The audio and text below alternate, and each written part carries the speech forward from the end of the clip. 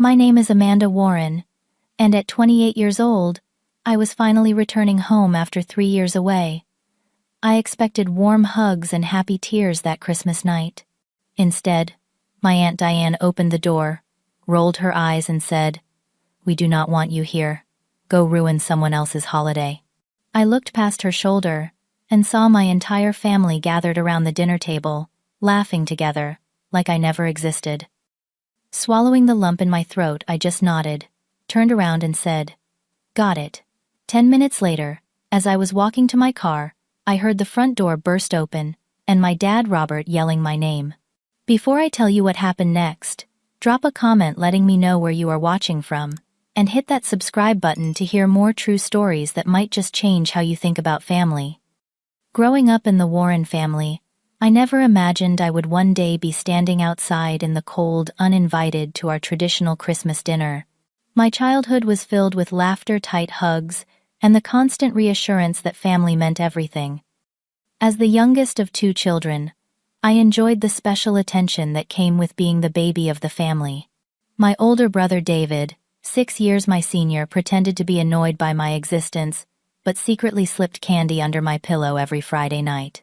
Our parents, Robert and Catherine Warren, created a home where we felt safe and loved. My relationship with my father was particularly special. Dad always said I had his spirit but Mom's kind heart. He was a successful business owner who built his company from scratch, and despite his busy schedule, he never missed my school performances or art exhibitions. When I was 9, I painted a terrible portrait of him that looked more like a grumpy walrus than a human, but he proudly hung it in his office, where clients could see it. "That's my girl's masterpiece," he'd tell them with genuine pride. Mom was gentler, more reserved. She mediated conflicts and kept the peace, especially when it came to the extended family. I noticed early on how she would tense up slightly whenever Dad's younger sister, my Aunt Diane, came around. Mom never confronted Diane directly, even when her comments crossed the line. Aunt Diane had opinions about everything, particularly about how I was being raised. "You're spoiling her, Robert," she'd say when Dad bought me art supplies instead of the educational toys she thought more appropriate. "Amanda needs discipline, not coddling." Even as a child, I sensed her disapproval of me, though I never understood why. Diane had a daughter of her own, my cousin Jessica, who was 2 years older than me. Jessica took piano lessons, excelled in mathematics, and always wore pristine dresses while I preferred paint-stained overalls and climbing trees.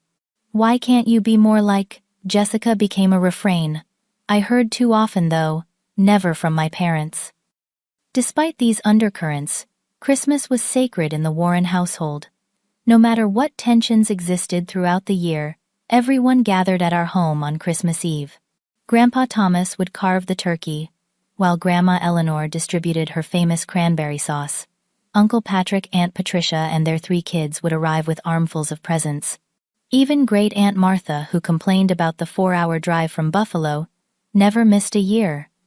The traditions were non-negotiable: matching pajamas on Christmas morning, Dad reading The Night Before Christmas in different silly voices, and Mom's special eggnog that she claimed had a secret ingredient which I later discovered was simply nutmeg and a healthy splash of bourbon. My favorite Christmas was when I was 10. It had snowed heavily, blanketing our yard in white. Dad built an elaborate snow fort with us, and even Mom joined the snowball fight that ensued. Later, huddled by the fireplace with hot chocolate, I remember looking around at my family and feeling absolutely safe, absolutely loved. But behind this idyllic picture, small fractures were forming. I overheard arguments between Dad and Aunt Diane when they thought no one was listening. "She's my daughter, Diane, not yours," Dad once said firmly, to which Diane replied, "Someone needs to think about her future, since you're too busy being her friend instead of her father."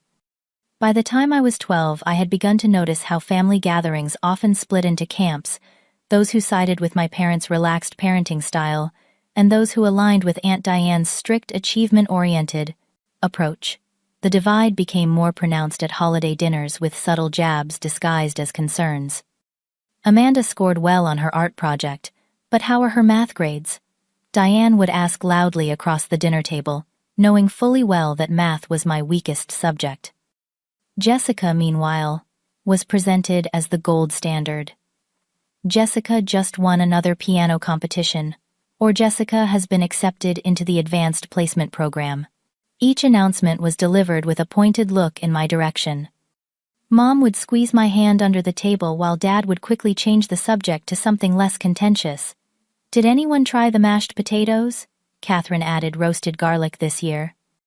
These moments accumulated like small paper cuts, barely noticeable individually, but increasingly painful as they multiplied. Still, I never imagined these tensions would eventually lead to my exclusion from the family I loved so deeply. As a child, I believed family bonds were unbreakable, that blood truly was thicker than water. How naive I was. Looking back now, I can see the warning signs that I missed then. The way Grandpa Thomas would wink at me conspiratorially after one of Diane's backhanded compliments, the concerned glances Aunt Patricia would exchange with Mom when Diane dominated conversations, the subtle way our family portrait wall featured fewer and fewer pictures that included both our immediate family and Diane's as the years passed. But children see what they want to see, and I wanted to see a perfect family. So, that's what I believed we were, despite the evidence suggesting otherwise. After all, we still gathered for every Christmas, still sang carols together, still exchanged gifts with forced smiles and hollow laughter. We were the Warrens, and family was everything to us. At least, that's what we kept telling ourselves. The first major crack in our family foundation appeared during my junior year of high school. I had always shown talent in art, spending hours sketching and painting, instead of studying for math tests or participating in the competitive sports Aunt Diane thought essential for college applications. When it came time to consider colleges, I set my heart on Parsons School of Design in New York City. My portfolio was strong, featuring detailed illustrations and experimental digital designs that my art teacher, Mrs. Hanson, called remarkably sophisticated for someone so young. Dad initially supported my dream, helping me photograph my artwork and staying up late to proofread my application essays. Mom worried about me being so far from home but never discouraged me. "Just promise you'll call often," she said, already anticipating the separation. The family dinner where I announced my college plans became the catalyst for what would eventually drive me away from home. Aunt Diane nearly choked on her roast beef. "Art school," she scoffed, placing her fork down with deliberate slowness. "Robert, surely you're not encouraging this foolishness. The girl needs a practical degree. Business accounting, something that will actually pay the bills." Dad's defense was immediate, but not as strong as I'd hoped. "Amanda has real talent, Diane. Not everyone needs to follow the same path." "Talent doesn't pay mortgages," Diane retorted. "Jessica is applying to Princeton for economics. That's a real future." The conversation escalated with Uncle Patrick surprisingly coming to my defense. "Let the kid follow her passion, for Christ's sake. Not everyone needs to be a corporate drone." "Easy for you to say," Diane snapped. "Your children have realistic goals. Amanda is throwing away her potential on some artistic fantasy." I sat silently, watching my future become a battlefield. What hurt most wasn't Diane's dismissal of my dreams, but seeing Dad's resolve weaken as the argument continued. By dessert, he was suggesting I might consider a double major, perhaps business and art. Mom said nothing, just squeezed my hand under the table like she had done since I was small. That night marked a shift in our family dynamics. Dad began forwarding me emails about practical careers in creative fields and leaving brochures for state universities with strong business programs on my desk. Mom continued her silent support, but I missed the dad who had proudly displayed my walrus portrait.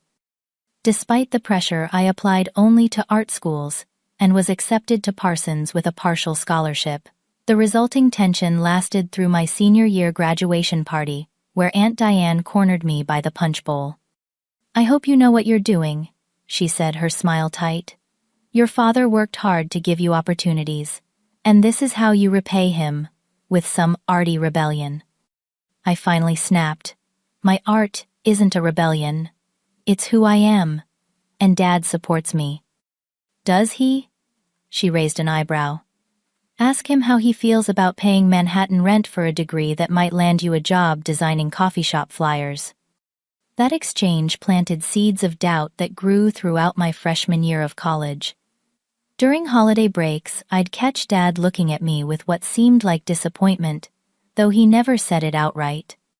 In my sophomore year, I met Michael Bennett in a general education economics class I was taking to fulfill a requirement. Tall with kind eyes and a sharp mind, Michael was studying finance, but had an unexpected appreciation for art.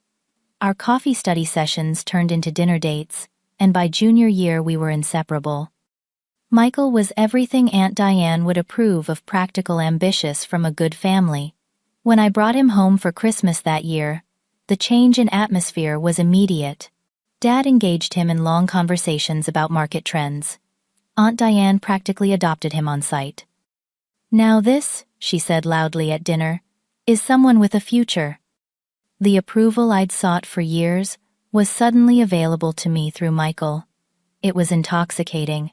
For a while I almost convinced myself I could be the person they wanted: a designer, with a sensible boyfriend who might eventually steer me toward a more practical, creative career, like commercial advertising. Michael and I stayed together through graduation. He accepted a position at a prestigious financial firm in Chicago, assuming I would follow.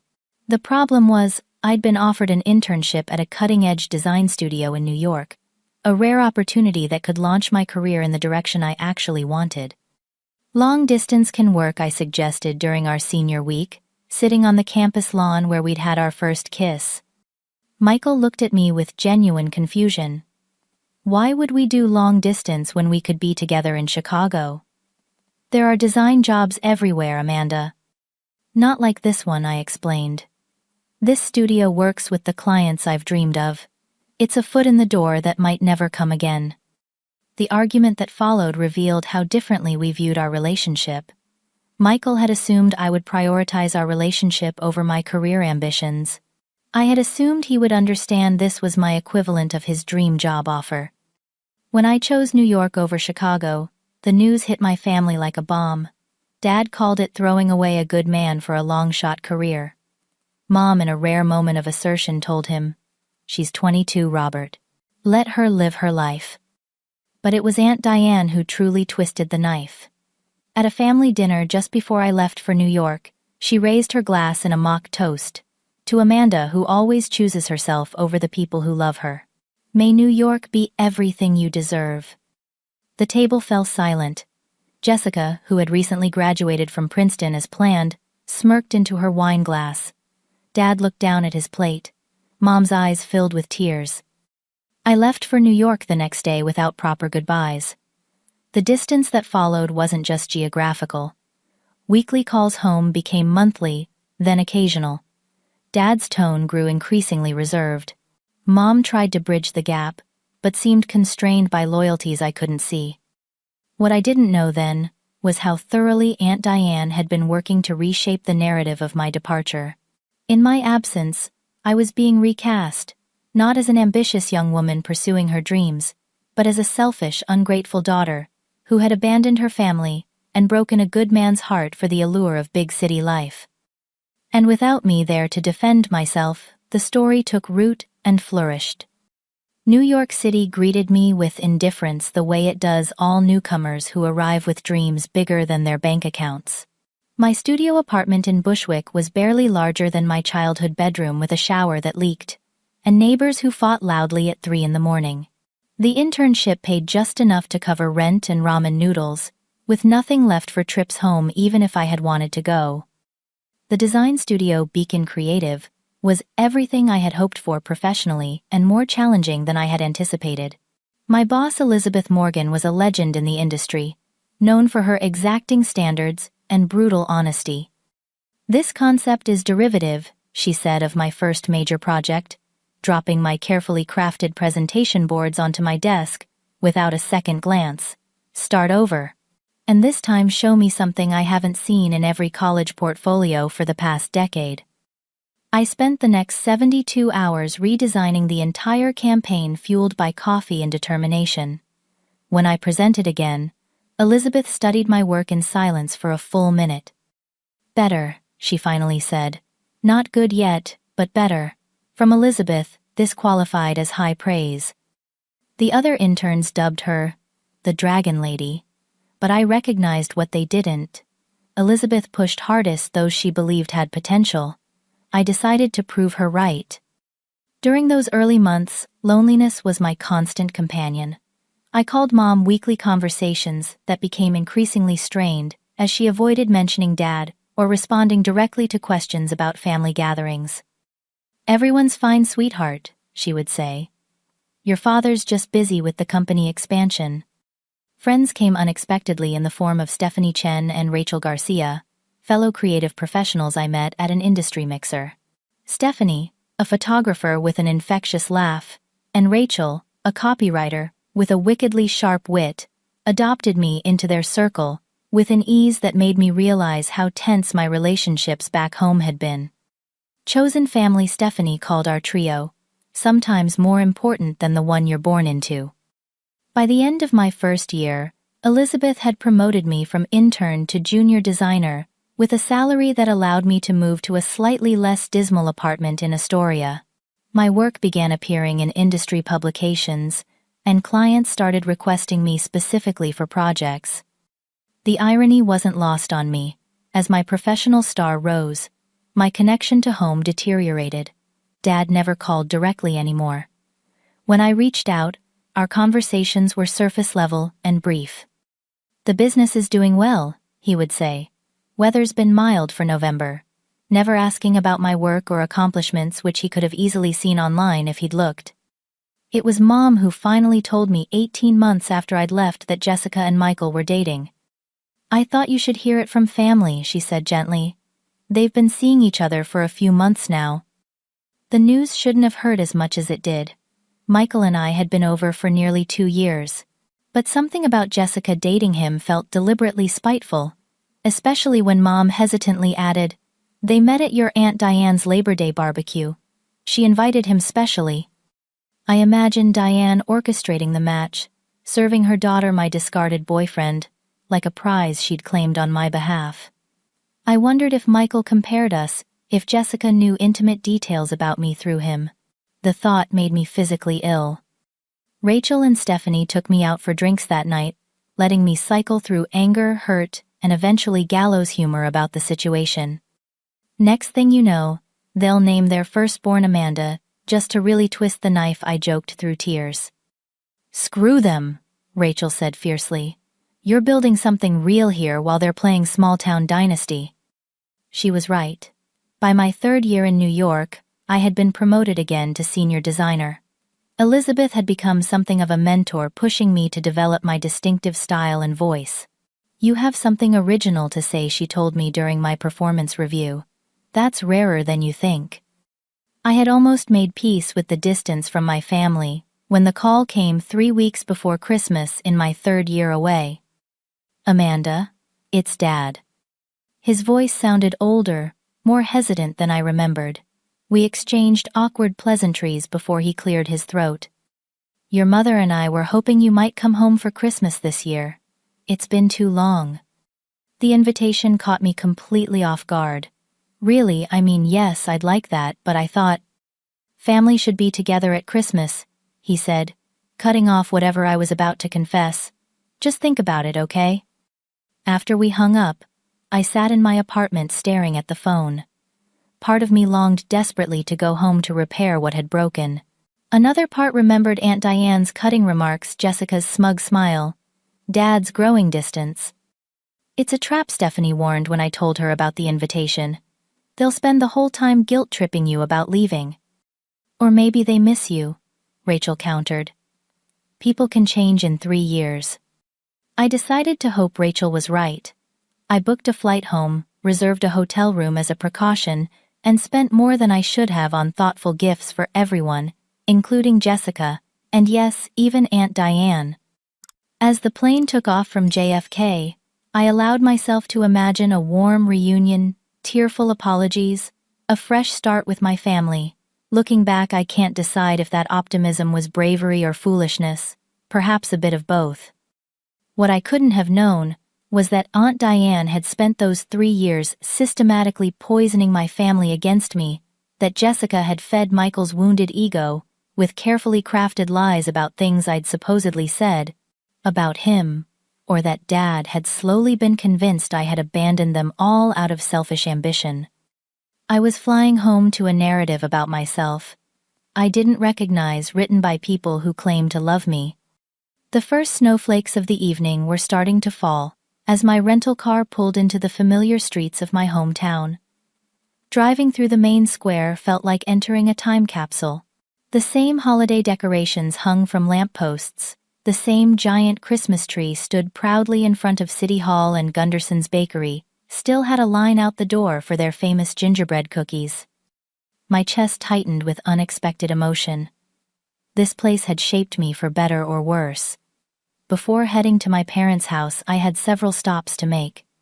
First was the cemetery where my grandmother Eleanor had been laid to rest during my second year in New York. I hadn't been able to attend the funeral. Absence Aunt Diane had apparently characterized as Amanda being too busy with her fancy career to say goodbye to the woman who knitted her baby blanket. Standing at Grandma's grave with a small bouquet of her favorite white carnations, I whispered apologies and updates about my life. "I think you would have been proud, Grandma. I'm doing work I love. I wish you could see it."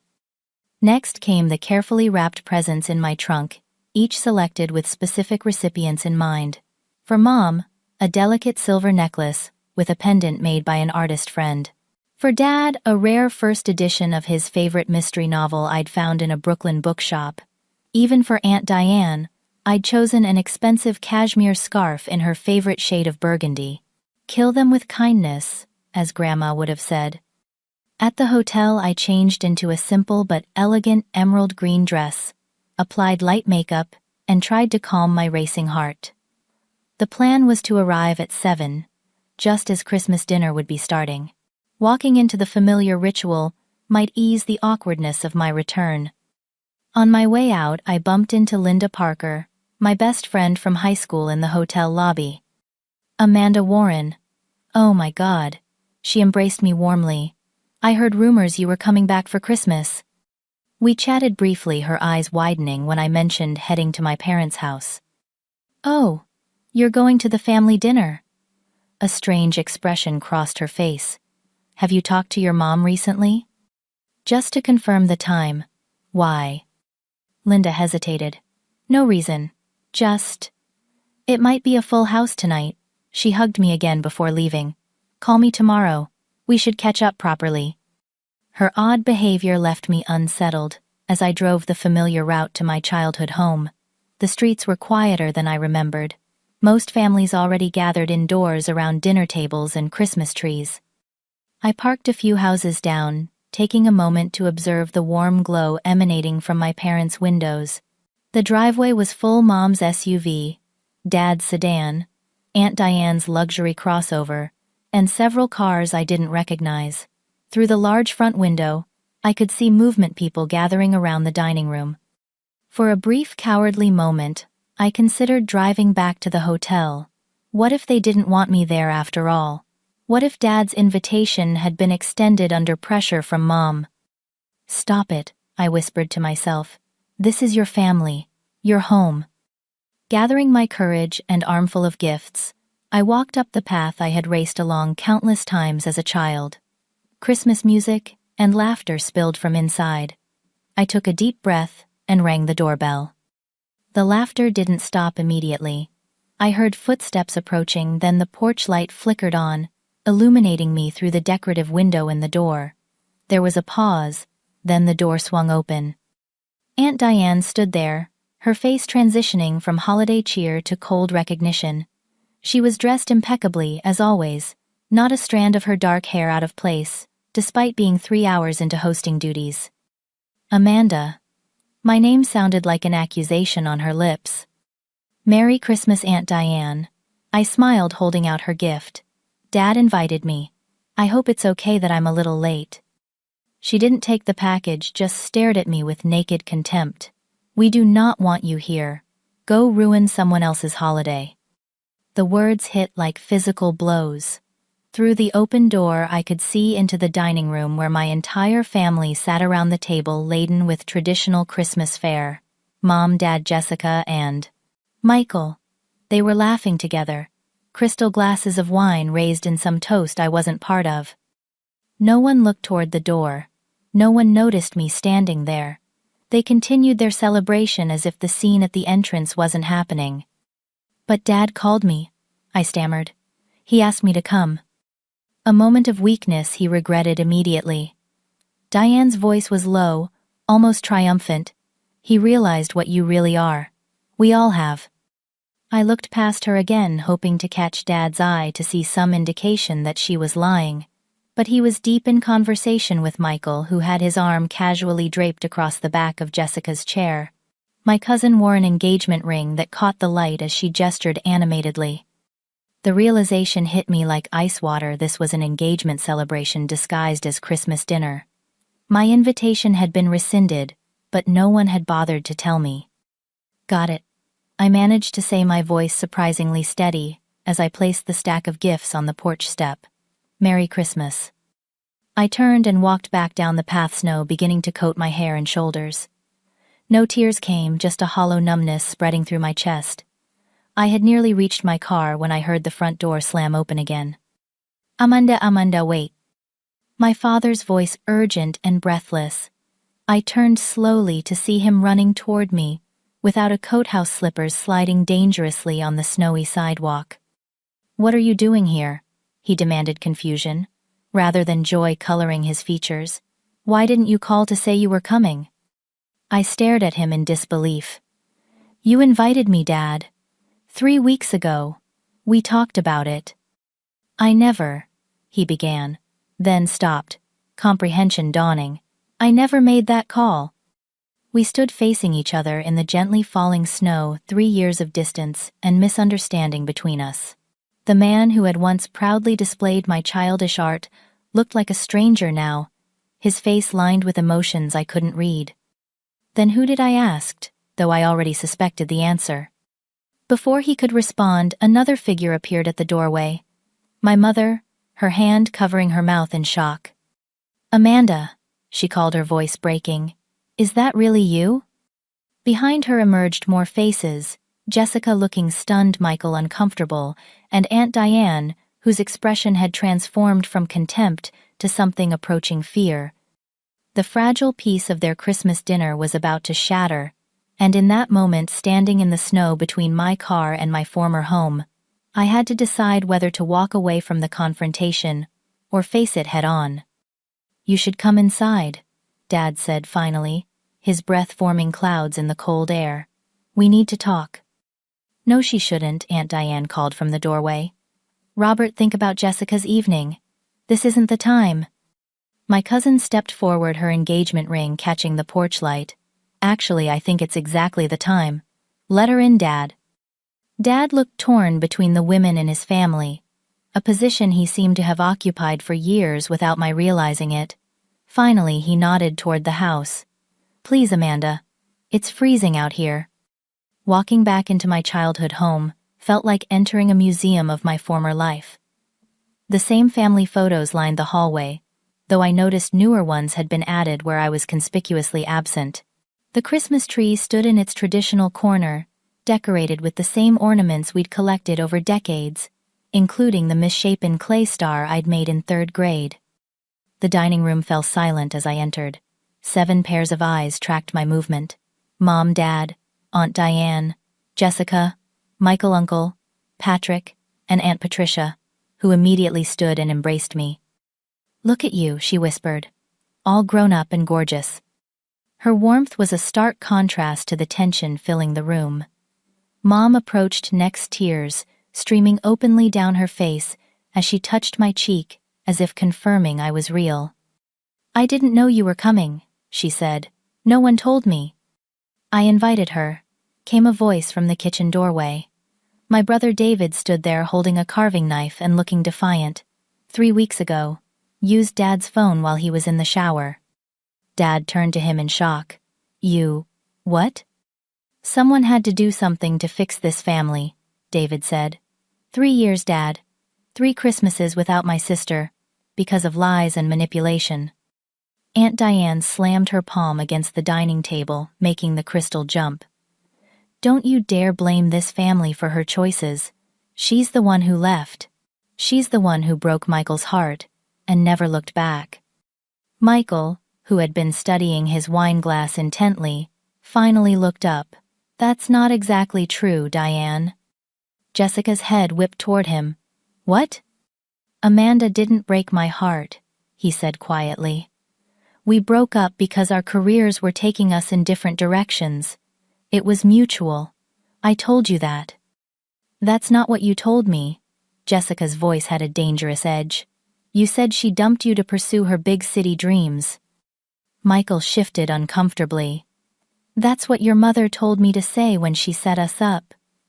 She said it would help me move on if I reframed the narrative. The room erupted into chaos. Jessica turned on her mother, demanding explanations. Dad confronted David about the deceptive phone call. Aunt Patricia and Uncle Patrick exchanged knowing looks that suggested they'd been waiting for this explosion for years. Through it all, Mom moved to stand beside me, her hand finding mine just like she used to do, under the dinner table, when Aunt Diane said something cutting. Enough. Dad's voice silenced the room. He turned to me, his expression a mixture of confusion and dawning horror. Amanda, I need to understand. Why did you stop calling? Why did you miss your grandmother's funeral? Before I could answer, Aunt Diane interrupted. Oh, for God's sake, Robert, she was building her precious career. We weren't important enough anymore. Is that true? Dad asked me directly. I took a deep breath. I called every week for the first year, Dad. You stopped picking up. As for Grandma's funeral, I only found out after it happened. The message Mom left said it was a small family-only service scheduled for when I had my final portfolio review. I couldn't change the date without failing my program. Mom gasped. I never said that. I left you 3 messages begging you to come home, saying we'd delay the service if needed. All eyes turned to Aunt Diane, who had suddenly become very interested in rearranging the silverware beside her plate. Diane, Dad's voice was dangerously quiet. Did you interfere with messages between my daughter and our family? I was protecting you, she said defensively. You were a wreck after she left. Every time she called with stories about her exciting New York life, you'd be depressed for days. And Catherine was even worse, moping around, checking her phone constantly. So you took it upon yourself to filter my calls. Mom's voice shook with rage. I'd never heard from her before. To lie about my mother's funeral to my own daughter. Aunt Diane straightened her spine, doubling down. Someone had to be the strong one. This family was falling apart because Amanda decided her ambitions were more important than her responsibilities. What responsibilities? I finally found my voice. I was 22 years old. My only responsibility was to build a life I could be proud of. A life away from the people who raised you, Diane shot back. A life you never supported. The words burst out of me. From the moment I showed interest in art instead of business, you've been undermining me, belittling my choices, comparing me to Jessica, and apparently poisoning my family against me while I was gone.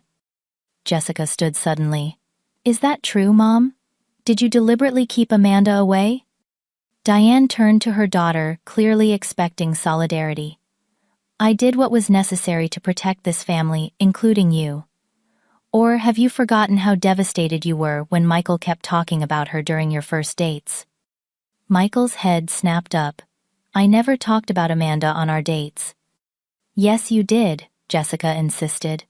You said she was the most talented person you'd ever met, that New York was lucky to have her. I never said that to you. Michael looked genuinely confused. The only person I ever discussed Amanda with was your mother, when she called to invite me to dinner the first time. A terrible silence fell over the room, as understanding dawned on everyone simultaneously. Aunt Diane had been the architect of a 3-year campaign to erase me from my family, manipulating everyone's perceptions and literally intercepting communications. Why? Dad asked, his voice breaking. Diane, she's my daughter. Why would you do this? Diane's composure finally cracked. Because she was ruining everything. The family business you built that was supposed to be for our children.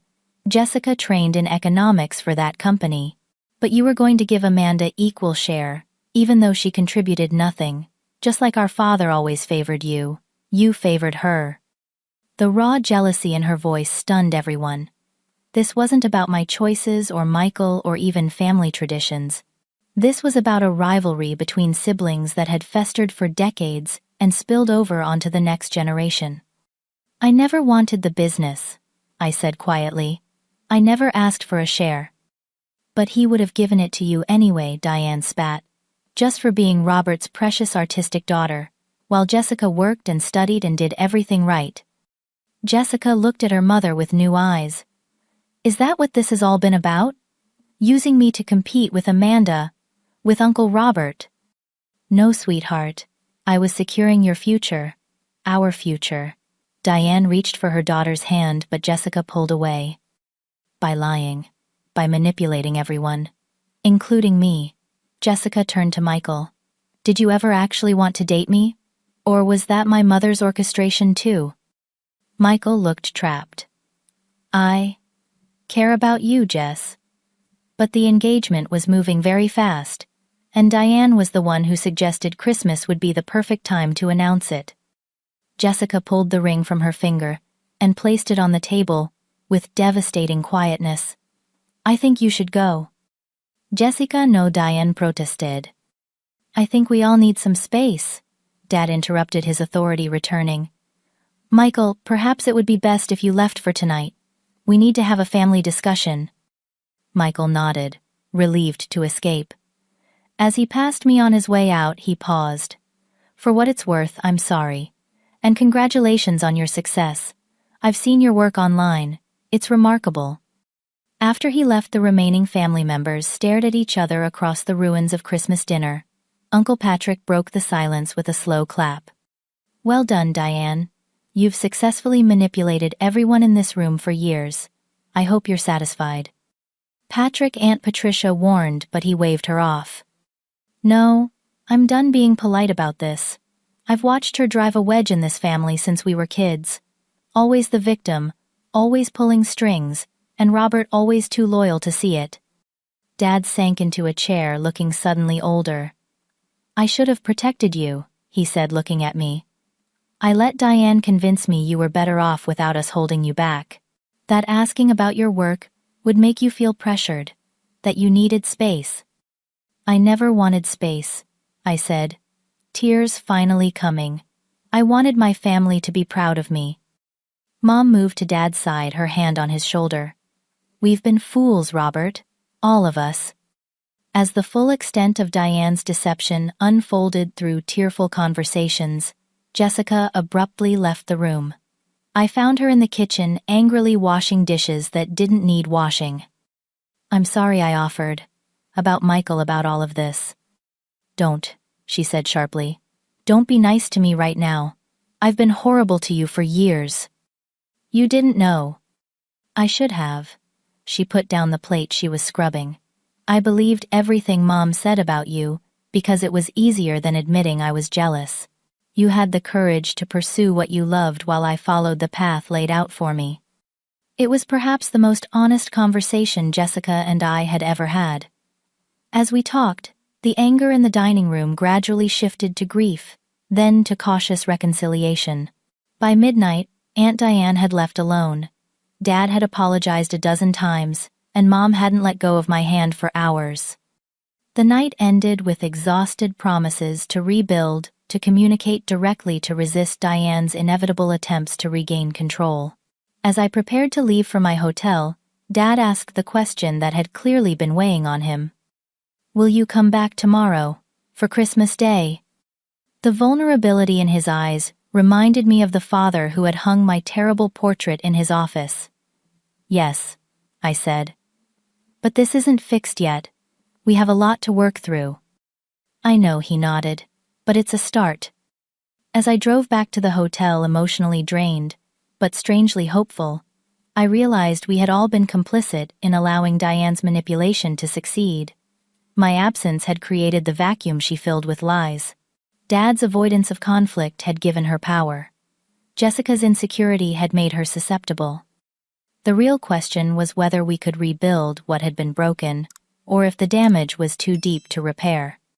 I slept fitfully at the hotel, waking before dawn with my mind racing. After 3 cups of mediocre coffee from the lobby machine, I called Stephanie and Rachel in New York, putting them on speaker as I paced my room. "So your aunt is basically a villain from a soap opera," Rachel summarized after I recounted the previous night's revelations, "and your family just let her run the show for 3 years." "People believe what's easiest," Stephanie said thoughtfully. "It was probably easier for them to think you abandoned them than to question Diane's version of events." "What are you going to do now?" Rachel asked. "Please tell me you're not just going to forgive and forget." I hadn't decided yet. Part of me wanted to catch the next flight back to New York and leave this mess behind. Another part recognized this might be the only chance to truly heal the rift in my family. My phone buzzed with a text from an unknown number. "Breakfast. At my place 9 a.m. We need to talk. 1723 Oak Ridge Lane. Aunt Patricia."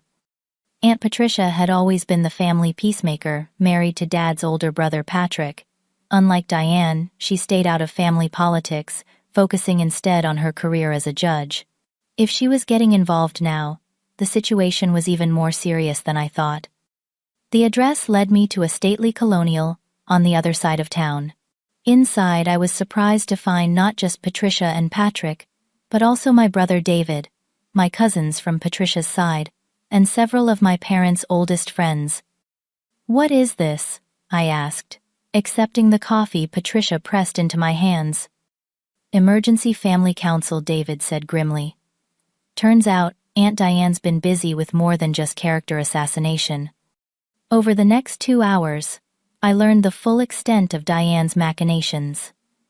She had systematically isolated my parents from their support network, while insinuating herself into Dad's business affairs. As his trusted sister, she had convinced him to make a series of investments that primarily benefited her own financial interests.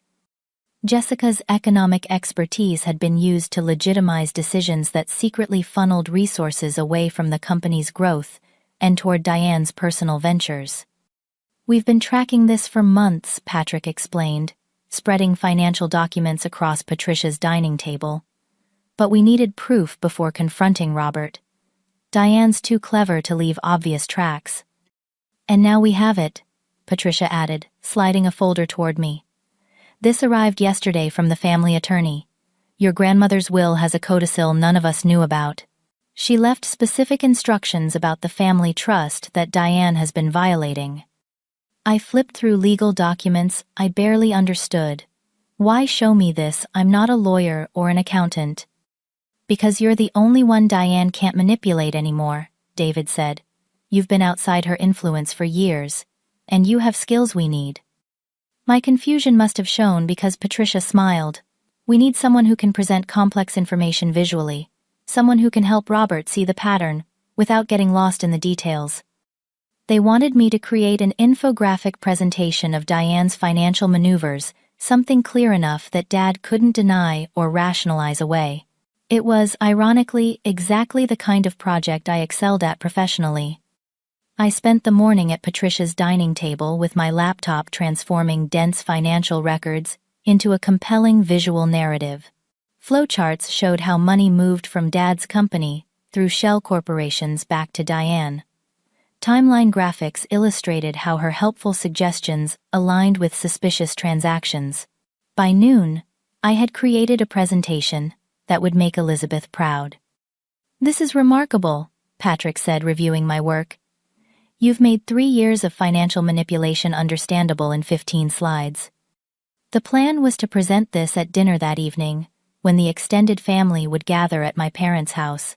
Diane would be there, having been invited by Mom in a carefully worded text, designed not to arouse suspicion. She thinks she's coming to help damage control after last night, David explained. She has no idea what's waiting for her. As we prepared to leave, Patricia pulled me aside. This isn't just about the money, Amanda. This is about freeing your father from a lifelong pattern of manipulation. He's always protected. Diane always made excuses for her behavior. It's time for that to stop. I nodded, understanding the real stakes. This wasn't vengeance, it was intervention. The Christmas Day gathering was awkward from the start. Jessica arrived first, subdued, but determined to be part of the confrontation. Mom busied herself in the kitchen while Dad made nervous small talk. When Diane finally arrived, her expression was conciliatory, clearly prepared to play the role of the misunderstood but forgiving sister. I've been thinking about last night, she began, accepting the glass of wine Dad offered. Emotions were running high. Things were said in the heat of the moment. What matters is that we're family, and family forgives. The calculated humility in her tone turned my stomach. Before Dad could respond with his usual pacifying agreement, Patrick stepped forward. Actually, Diane, we have something to discuss before forgiveness comes into the picture. Her eyes narrowed slightly at his tone. What's this about? Dad looked confused as Patrick connected a laptop to the living room television. Patrick, it's Christmas. Whatever business matter this is can wait. No, Robert, it can't, Patricia said firmly. Please just watch. I took control of the presentation, clicking through the slides I'd created. With each new revelation, Diane's face grew paler, while Dad's expression transformed from confusion to disbelief to dawning anger. The West Side Development Project, I explained, highlighting a particularly egregious example. Dad, you invested $300,000, based on Diane's recommendation. The project was secretly controlled by her husband's firm, which extracted consulting fees of nearly $90,000 before the project mysteriously failed. That's a grotesque misrepresentation, Diane protested. The market crashed. Everyone lost money. Except you, Patrick countered. Your private LLC collected fees throughout the project's development and liquidation. As the evidence mounted, Diane's denials became increasingly desperate. When we reached the slide about Grandma Eleanor's will and the family trust, she actually tried to leave, only to find David blocking the doorway. You used me, Jessica said, her voice shaking. You used my economics degree to legitimize your embezzlement, made me complicit in stealing from my own family. I was securing your future, Diane insisted. Everything I did was for you, for this family. Stop lying. Dad's voice was quiet but firm. It's over, Diane. I can see it all now. Not just the financial manipulation, but everything. How you turned me against my own daughter. How you isolated Catherine and me from the rest of the family. How you've been driving wedges between us all for years. Diane's composure finally cracked completely. You've always had everything handed to you, Robert. Dad's approval. Mom's love. A successful business. A perfect family. What was I supposed to do? Watch from the sidelines while Amanda inherited everything despite contributing nothing. I never wanted your business, Dad, I said gently. I only wanted your support. Dad crossed the room to stand beside me, his hand on my shoulder. You always had it, even when I was too weak to show it properly. I'm so sorry, Amanda. The confrontation continued for another hour, with Diane cycling through denial, anger, blame, and finally, when all else failed, tears. But the united front of family members proved impervious to tactics that had worked for decades. By evening's end, decisions had been made. Dad would restructure the business with Patrick's help, removing Diane from any position of influence. The misappropriated funds would be traced and recovered where possible. Most importantly, direct communication would replace the filtered, manipulated version Diane had managed for years. As she finally left, defeated, but still defiant, Jessica stopped her at the door. I need time, Mom. A lot of time. What you did. I don't know if I can forgive it. You'll understand someday, Diane said bitterly, when you have a daughter of your own to protect. If I ever have a daughter, Jessica replied, I'll protect her by teaching her honesty and respect, not manipulation and deceit." After she left, the remaining family members looked at each other in exhausted relief. Mom brought out the Christmas desserts that had been forgotten in last night's chaos. As we gathered around the table again this time, without the toxic presence that had poisoned our relationships for so long, I felt a tentative hope beginning to grow. To new beginnings, Dad proposed raising his glass in a toast that felt like both an ending and a start. The following Christmas looked nothing like those that had come before. For one thing, it was held in my apartment in Brooklyn, which barely accommodated the Christmas tree, let alone the 8 people gathered around my dining table. Mom and Dad had flown in 3 days earlier, marveling at the city with the wide-eyed wonder of first-time visitors, rather than the judgment I had feared. Dad had insisted on seeing my office at Beacon Creative, where Elizabeth had surprised me by offering warm praise of my work to my beaming father. "She's one of our most valuable designers," she told him, uncharacteristically generous. "You should be proud." "I am," Dad said simply, the words healing something in me I hadn't realized was still broken. David came with his new girlfriend Alicia, whom he'd met during the legal proceedings to recover the funds Diane had misappropriated. Jessica arrived alone, still finding her footing after breaking her engagement and changing her career path from finance to nonprofit work. "Turns out I'm actually good at grant writing," she had told me, over one of our now regular phone calls. Who knew communication could be my strength? The most surprising guests were Stephanie and Rachel, who had integrated seamlessly into my biological family, offering Mom cooking tips and debating basketball with Dad, as if they'd known each other for years. Aunt Diane was conspicuously absent, having moved to Florida after the dust settled. The separation had been necessary, though not without pain. Dad still called her monthly, maintaining a cautious relationship that was no longer central to our family dynamics. "Some relationships can't be fully restored," Mom had observed wisely, "but they can be redefined in healthier ways."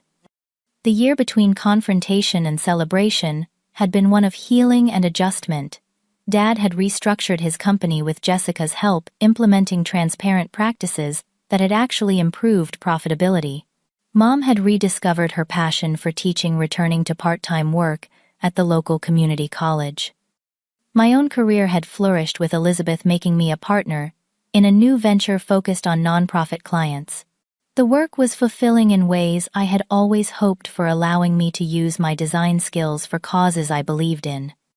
But the most profound changes had been internal. The anger I had carried first toward Diane and then toward my parents for believing her had gradually transformed into understanding.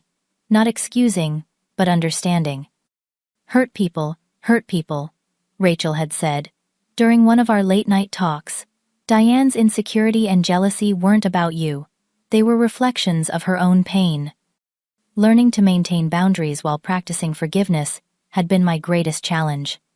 Weekly therapy sessions helped, as did the honest conversations with family members that had once seemed impossible. As we sat around my small table that Christmas, I realized we had created something new from the ruins of what Diane had destroyed. Not a perfect family, but an authentic one. One where disagreements were expressed directly, where appreciation was spoken aloud, where past mistakes were acknowledged rather than buried. After dinner, as we exchanged gifts, Dad handed me a small, carefully wrapped package. Inside was a silver frame containing the photograph of my terrible childhood portrait of him, the original, having been lost years ago. "I kept this all this time," he said, his voice thick with emotion. "Even during the years we were apart. It reminded me of who we really were, beneath all the confusion." Later that night, after everyone had returned to their hotels or spare rooms, my phone rang with an unexpected call. It was Diane. "Merry Christmas," she said, her voice hesitant. "I hope I'm not intruding." "It's okay," I replied, stepping onto my small balcony for privacy. "Merry Christmas to you too." "I've been seeing someone," she said after an awkward pause. "A therapist. It's been illuminating." We talked for 20 minutes, the conversation careful but not hostile. She didn't ask for forgiveness, and I didn't offer it, but it was a beginning, however small. When spring arrived, I received a job offer from a prestigious San Francisco firm. 5 years earlier, I would have jumped at the opportunity, seeing it as validation of my talent. Now, I weighed it carefully against the relationships I had rebuilt and the community I had created. I chose to stay in New York, close enough to visit family regularly, but maintaining the independence I valued. It wasn't a sacrifice, but a conscious choice, recognizing that success meant different things at different stages of life. The following Thanksgiving, Jessica brought her new boyfriend to dinner. Dad expanded his business into a new market. Mom started painting again, a hobby she had abandoned decades ago. Life moved forward as it always does. What I learned through those difficult years was that family bonds are neither as fragile nor as unbreakable as I once believed. They require maintenance, honest communication, and sometimes painful restructuring. The blood ties that connect us are just the beginning. The relationships we build on that foundation are what truly matter. I also learned that sometimes you have to leave home to find yourself, but that doesn't mean you can't bring that self back to the place you began. The distance gave me perspective, helping me see patterns that were invisible from within. Most importantly, I learned that standing up for yourself doesn't mean standing alone. By finding my voice and speaking my truth, I made it possible for others to do the same. The confrontation with Diane ultimately freed not just me but my entire family from patterns of manipulation that had limited us all. As I look back on that snowy Christmas night, when my aunt opened the door and told me I wasn't welcome, I can now see it as the catalyst that ultimately saved our family. Sometimes the most painful rejections lead us to the most necessary truths. If you've ever been excluded by family made to feel unwelcome in the place that should be your safest haven, know that your worth isn't determined by their acceptance. Sometimes the greatest act of love toward your family is refusing to participate in toxic patterns, even when that refusal comes at a high personal cost. Thank you for listening to my story. If it resonated with you, please take a moment to like this video and subscribe to hear more stories about family healing and personal growth. I'd love to know in the comments if you've ever had to stand up to a family member who was causing harm, and how that changed your family dynamics. Was forgiveness part of your journey, or did you need to maintain distance for your own well-being? Your experiences might help others who are walking similar paths. Wishing you all healthy boundaries and genuine connections with those you choose to call family.